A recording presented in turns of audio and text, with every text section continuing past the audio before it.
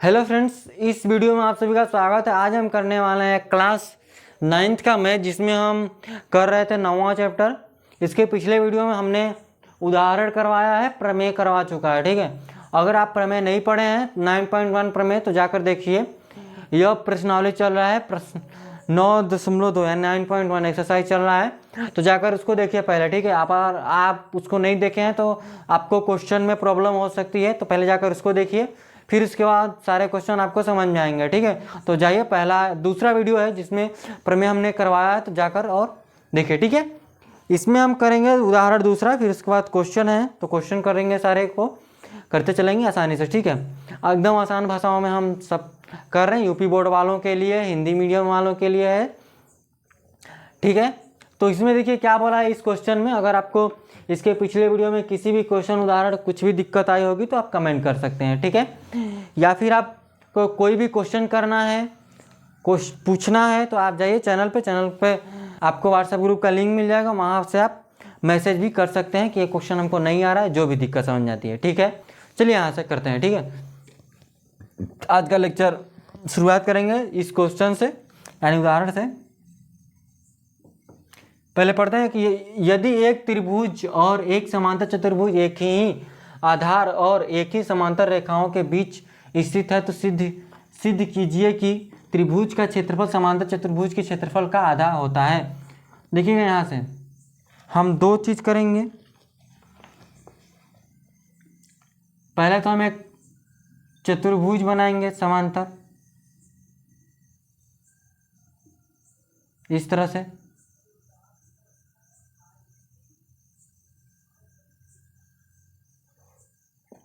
ठीक है, और एक हम त्रिभुज भी बनाएंगे,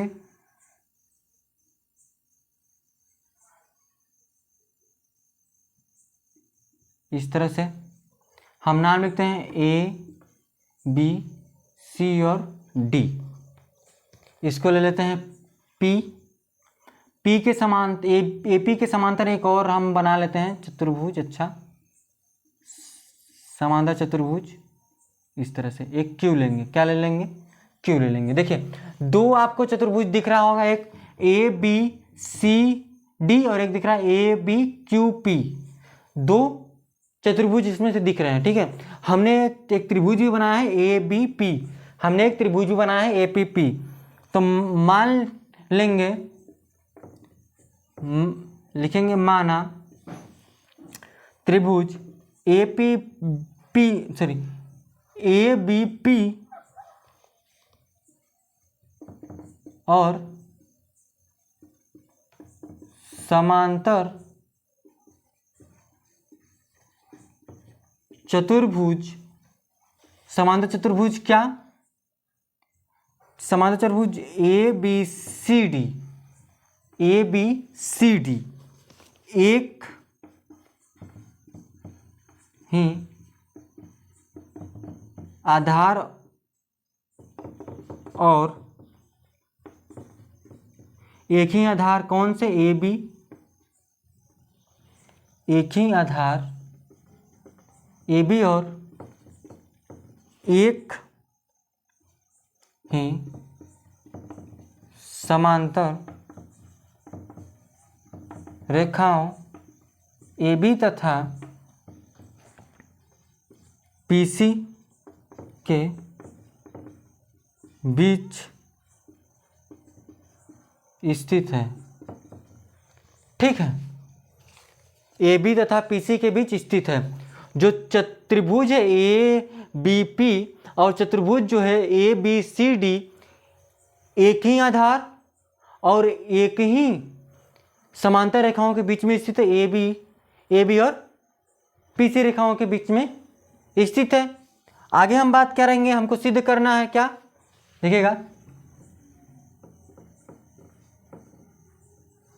सिद्ध करना है कि एरिया त्रिभुज ए बी पी बराबर हाफ एरिया होगा किसके? चतुर्भुज ए बी सी डी के। ये हमको सिद्ध करना है। ठीक है, तो ये हम सिद्ध कर लेंगे। देखिएगा कैसे सिद्ध करेंगे।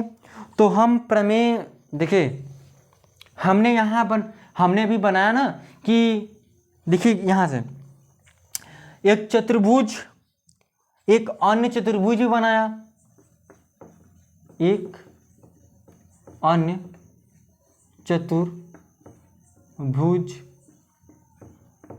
बनाया। कौन कौन सा? ए बी क्यू पी, एक अन्य चतुर्भुज बनाया ए बी पी क्यू। तो और क्या किया? पी क्यू के समांतर क्या है? पी क्यू के समांतर देखेंगे,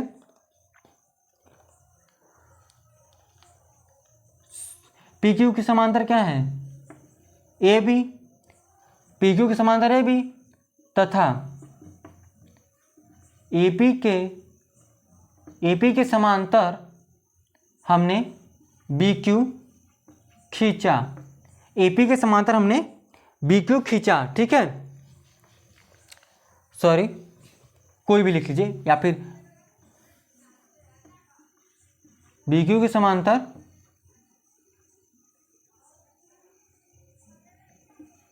एपी के बी क्यू समांतर एपी खींचा, या फिर किसी के समांतर लिख लीजिए, एक हम जो आप खींचे होंगे खींचा, ठीक है। फिर उसके बाद तो चतुर्भुज कौन सी प्राप्त है? चतुर्भुज ए बी सी डी तथा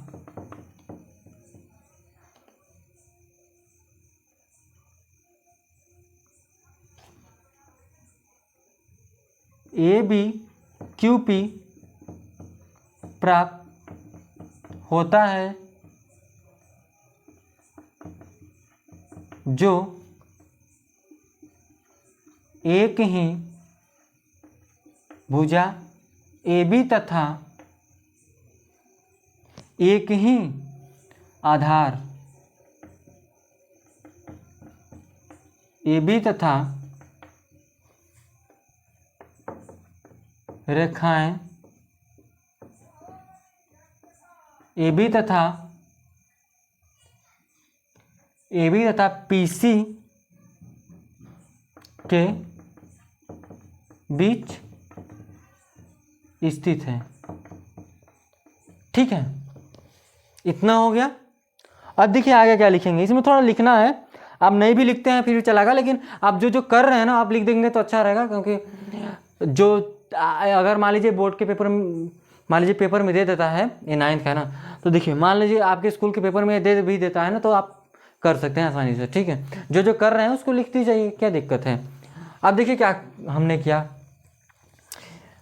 अब हम प्रूफ करेंगे। अब हमने प्रूफ भी किया है प्रमेय 9.1 में। क्या प्रूफ किया है? कि चतुर्भुज एरिया होता है ए बी सी डी बराबर हो जाएगा area A B Q P के, बराबर हो जाएगा इसके अनुसार प्रमेय 9.1 से, प्रमेय 9.1 से, ठीक है। क्या हो जाएगा? यह बराबर हो जाएगा। आप हम बोले ना प्रमेय आप पढ़े होंगे तो आप क्लियर वगैरह हो रहा होगा कि किसके अनुसार ये बराबर हो रहे हैं। हमने पूरा वहाँ पर करवाया, जाकर देखिएगा, ठीक है। अब देखिए यहाँ से हम क्या करते हैं कि लेते हैं, देखिए त्रिभुज ए पी ए बी और बी क्यू पी बराबर लेते हैं, ठीक है। विकर्ण पी में लेंगे। तो इतना आप लिख चुके हैं, तो इसको इरेज करेंगे इधर ऊपर वाले को, फिर कराएंगे, क्योंकि अभी बहुत ज़्यादा लिखवाना है, ठीक है। चित्र बनाना जरूरी है। इतना तो उतना था नहीं कुछ खास, जो हमने करवाया वही आप तो सिद्ध करते हैं, तो उसको लिखेंगे, ठीक है। तो इधर से इरेज करेंगे हम, नीचे की लाइन रहने देता है, ठीक है। देखिएगा यहाँ से क्या करेंगे, त्रिभुज पी ए बी सर्वांगसम है किसके? त्रिभुज बी क्यू पी के। किसके में विकर्ण, विकर्ण क्या है, विकर्ण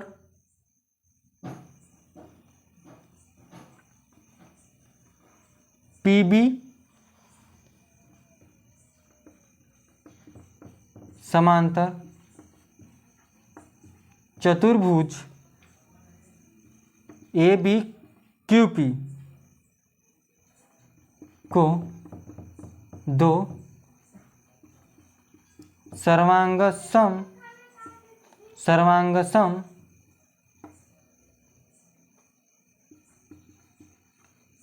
त्रिभुजों में बांटता है।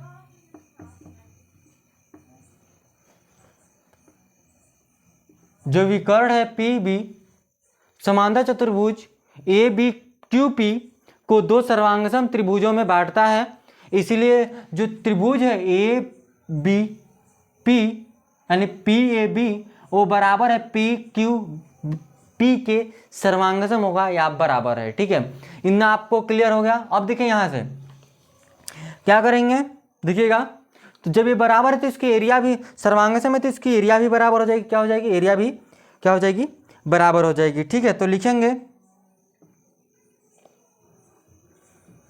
आप इसको समीकरण 1 ले लीजिएगा। अब देखिए यहां से लिखेंगे एरिया पी ए बी बराबर होगा एरिया पी क्यू बी। देखिए हम इसके पिछले चैप्टर में भी हमने सर्वांगसम प्रूफ करना बताया है, तो आप उतना नहीं करेंगे यहाँ पर क्योंकि बहुत बड़ा लिखना पड़ जाएगा। ठीक है, डायरेक्ट यहाँ से आप इसको कर लीजिए कि ये जो चतुर्भुज है समांतर चतुर्भुज है और जो पीबी जो विकर्ण है दोनों को सर्वांगसम त्रिभुजों में बांट रही है। तो इसको ले लेंगे, देखिए इसको लेंगे समीकरण 2, इसको लेंगे समीकरण 2 ले लेंगे। अब देखिए यहाँ से अब हम इसको कैसे करेंगे, तो अब देखिए यहाँ पर हम करते हैं, इसमें हम लिखेंगे क्या, देखिएगा इसको भी रेज करते हैं। ठीक है,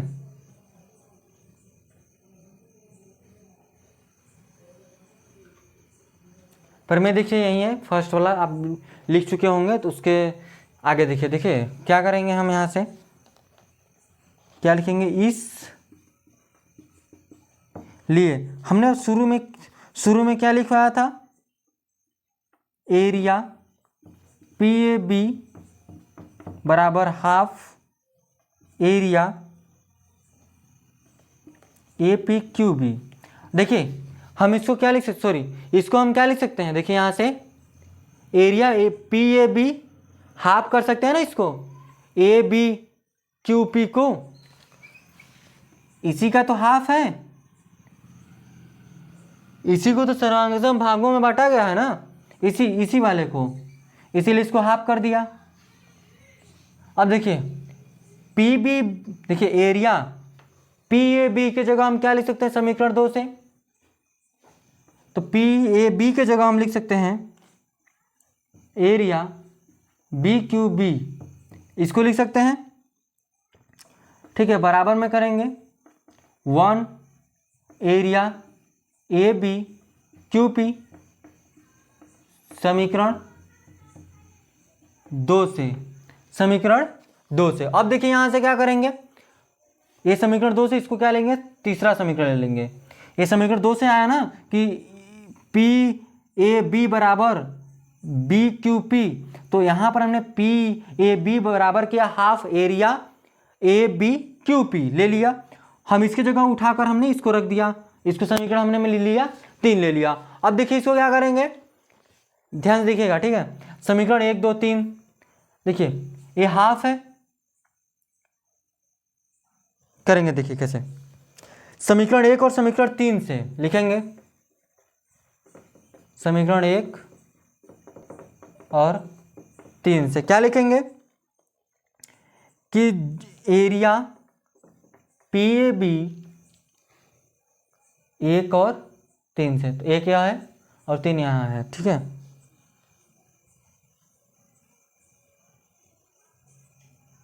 सॉरी यहाँ तो यहीं लिखिए ना,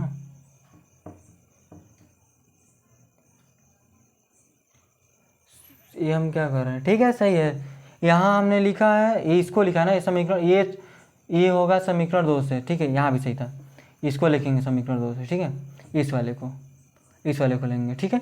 इसके जगह इसका देखिए, ये क्या है, आधा है ना, इसलिए हमने किया, वो थोड़ा सा इधर उधर हो गया, कोई दिक्कत नहीं है, इतना सही है। ये समीकरण 2 से है, इसको समीकरण 3 लेंगे, तो समीकरण 1 और समीकरण 3 से, देखिए समीकरण 1 यह है, समीकरण 3 यह है, तो देखिए PAB बराबर होगा हाफ है, हाफ क्या है, हमने ये भी लिखा है ना कि यह इसके बराबर है, तो हम इसके जो ABQP है उसकी जगह ABCD लिख सकते हैं ना, तो हाफ एरिया बराबर ABCD, ये हमको प्रूफ करना था, ये हमको क्या करना था, प्रूफ करना था, ठीक है। तो चलिएगा आगे हम चलेंगे प्रश्नावली 9.2 की तरफ। ये हमको प्रूफ करना था, हमने प्रूफ कर दिया, ठीक है। तो इस तरह से किया, आपको सारी बातें क्लियर हो रही होंगी, समझ में आया आपको। तो क्या करें, आगे चलें, ठीक है, चलते हैं। तो उसको लिख कर आएंगे, फिर उसके बाद आगे बढ़ेंगे, ठीक है, प्रश्नावली 9.2 का फर्स्ट क्वेश्चन की तरफ। चलिए इसको लिख कर आ गए हैं, तो लिखते हैं प्रश्नावली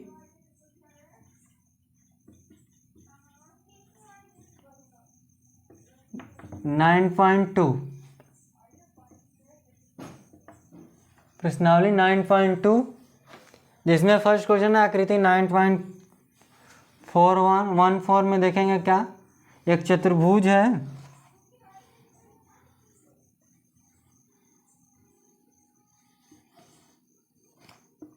ABC और D,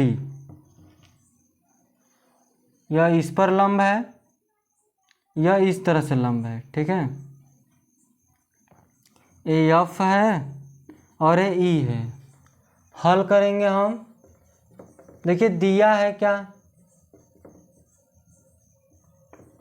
AB 16 centimetre, AE 8 centimetre, CF 10 centimetre, AD हमको ज्ञात करना है, AD ज्ञात करना है।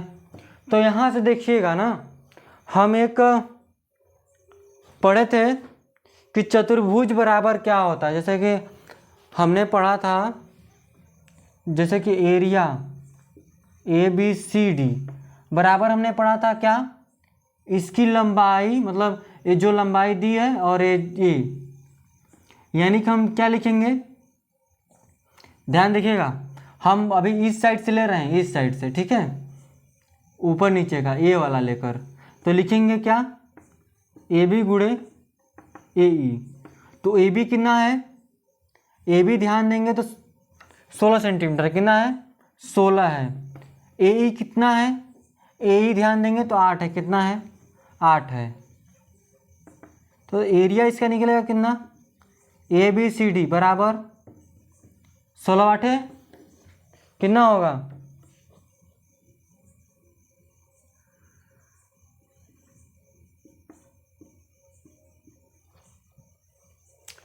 128 होगा, इस तरह से इतना।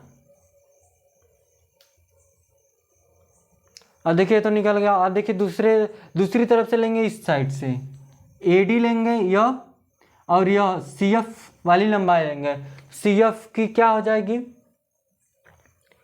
यहाँ देखिए AD भुजा CF बराबर 10 सेंटीमीटर है। तो इसमें लेंगे कि एरिया ABCD बराबर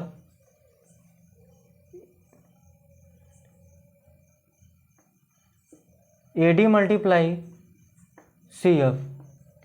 तो CF क्या है, 10 है, यह इतना है। एरिया यहाँ से देखिए क्या आया है, इसी का ना आया है। देखिए AD क्या हो जाएगा, अगर हम यहाँ से अगर ध्यान देंगे तो AD क्या निकलेगा, ए डी इक्वल टू 1/28/10, ठीक है। तो ए डी जो है इसको जब डिवाइड देंगे तो 12.8 आएगा। कितना आएगा? 12.8 आ जाएगा। तो ए डी की जो लंबाई हो जाएगी वो 12.8 आएगी, ठीक है। इतनी बातें आपको क्लियर है? कितने आएगी? 12.8 सेंटीमीटर। कितना आएगा? ठीक है, आपको बातें समझ में आ गई होंगी, समझे? तो अगला जो क्वेश्चन है उसको करें।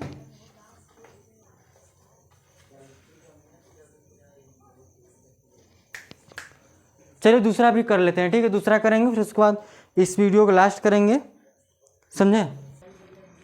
यहाँ देखिएगा, हम दूसरा क्वेश्चन करते हैं। बोला है कि यदि ई एफ जी और एच क्रमशः समांतर चतुर्भुज ए बी सी डी की भुजाओं के मध्य बिंदु है तो दर्शाइए कि area E F G H बराबर half area A B C D के है, ठीक है। इतनी बात आपको क्लियर हो गई। देखते हैं कैसे हल करेंगे। यहाँ क्या बोला? एक समांतर चतुर्भुज है,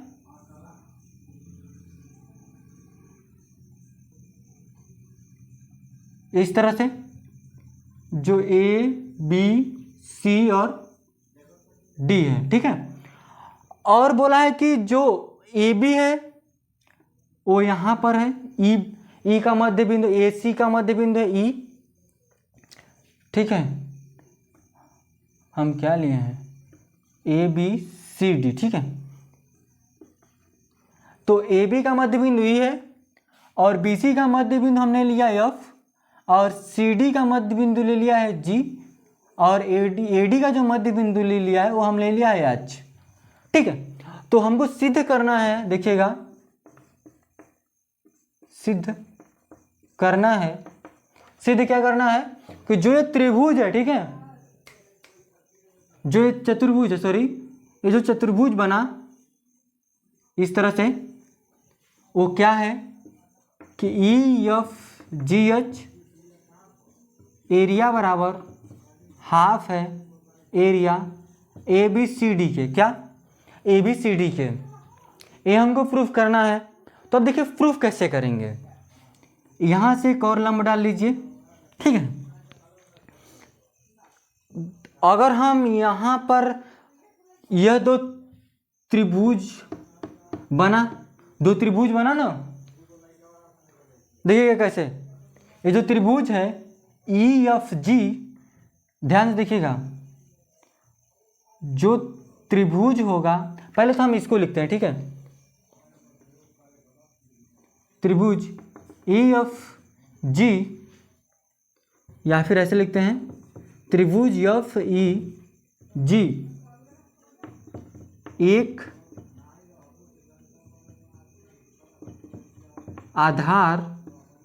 आधार बी सी तथा एक ही समांतर रेखाएं बी सी तथा ई जी के बीच बना है। तो हम इसको क्या लिखेंगे? ध्यान से देखिएगा कि जो त्रिभुज है एफ ई जी, इसका जो एरिया निकलेगा ना, एरिया वो हाफ हो जाएगा किसके? ध्यान देखिएगा, ये जो त्रिभुज ये बना है ना, ये चतुर्भुज बी ई बी सी जी के चतुर्भुज एरिया होगा ए बी सी जी के, एरिया होगा ए बी सी जी के। ध्यान से देखिएगा हमने क्या लिया है, ठीक है। इतनी बात आपको क्लियर। इसको लीजिए समीकरण 1, क्या लेंगे? समीकरण 1 ले लेंगे। अब देखिए यहाँ से क्या करेंगे हम ना, कि इस साइड भी वही चीज लिखेंगे हम दोबारा, समझे बात को। इसके लिए ए ई जी डी के लिए लिखेंगे जो हमने ये लिखा है कि त्रिभुज H E ji Aadhaar A D आधार ई जी लिखेंगे ना, हमने क्या लिखा है? आधार EG तथा एक ही समांतर रेखा BC तथा EG के बीच बना है। आपको समझ में आ गया। उसी तरह से इस साइड के लिए भी लिखेंगे तो वहां बनेगा क्या, एरिया HEG बराबर होगा हाफ चतुर्भुज, क्या लिखेंगे, चतुर्भुज, कहाँ गया, हाँ, चतुर्भुज AEGD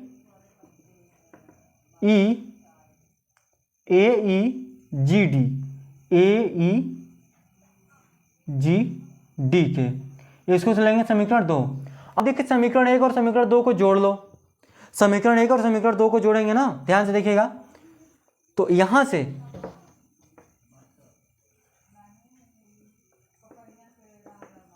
area EFEG plus area HEG बराबर होगा हाफ, होगा हाफ तो बाहर निकलेगा, तो एरिया हो जाएगा EBCG प्लस एरिया हो जाएगा AEGD के। ठीक है, इतना आपको क्लियर हुआ।